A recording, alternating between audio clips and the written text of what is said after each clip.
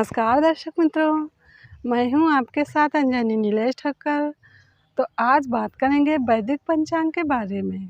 वैदिक पंचांग दिनांक 23 जनवरी 2024, दिन मंगलवार, विक्रम संवत 2080, शक संवत 1945, आयन उत्तरायण, ऋतु शिशिर ऋतु, मास पौष मास, पक्ष शुक्ल, तिथि त्रयोदशी रात्रि 8:39 तक तत्पश्चात चतुर्दशी, नक्षत्र आदा 24 जनवरी प्रातः 6:26 तक तत्पश्चात पुनर्वसु, योग इंद्र सुबह 8:05 तक तत्पश्चात वैधृति, राहु का शाम 3:37 से शाम 5 बजे तक, सूर्योदय 7:19, सूर्यास्त 18:21, दिशा शूल उत्तर दिशा में, व्रत पर्व विवरण भवन प्रदोष व्रत चतुर्दशी आर्द्र नक्षत्र एवं रात्रि 8:39 से 24 जनवरी सुबह 6:26 तक ओमकार का जप अक्षय फलदायी।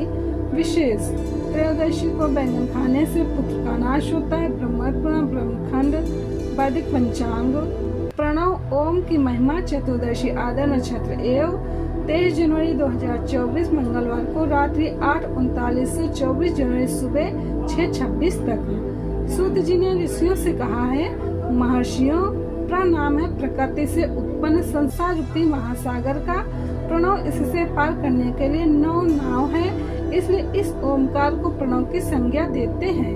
ओमकार अपना जप करने वाले साधकों से कहता है, प्रपंच ना नहीं है, वह तुम लोगों के लिए। अतः इस भाव को लेकर भी ज्ञानी पुरुष ओम को प्रणव नाम से जानते हैं। इसका दूसरा भाव है प्रकट न नयेत व इस्मान मोक्षम इति व प्रणवा, अर्थात यह तुम सब उपासकों को बलपूर्वक मोक्ष तक पहुंचा देगा।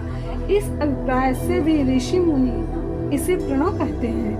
अपना जप करने वाले योगियों के तथा अपने मंत्र की पूजा करने वाले उपासकों के समस्त कर्मों का नाश करके यह उन्हें दिव्य नूतन ज्ञान देता है, इसलिए भी इसका नाम प्रणव कर्म क्षय पूर्वक नव नूतन ज्ञान देने वाला है। इस माया रहित महेश्वर को ही नव अर्थात नूतन कहते हैं। वे परमात्मा प्रधान रूप से नव अर्थात शुद्ध स्वरूप है, इसलिए प्रणव कहलाते हैं। प्रणव साधक को नव अर्थात नवीन शिव स्वरूप कर देता है, इसलिए भी विद्वान पुरुष इसे प्रणव के नाम से जानते हैं। अथवा प्रमुख रूप से नव दिव्य परमात्म ज्ञान प्रकट करता है, इसलिए यह प्रणव है। यद्यपि जीवन मुक्त के लिए किसी साधन की आवश्यकता नहीं है, क्योंकि वह सिद्ध रूप है, तथापि दूसरों की दृष्टि में जब तक उसका शरीर रहता है, टीवी तक उसके द्वारा प्रणव जबकि सहज साधना स्वतः होती रहती है। वो अपनी देह का विलय होने तक सूक्ष्म प्रणव मंत्र का जप और उसके अर्थभूत परमात्म तत्व का अनुसंधान करता रहता है।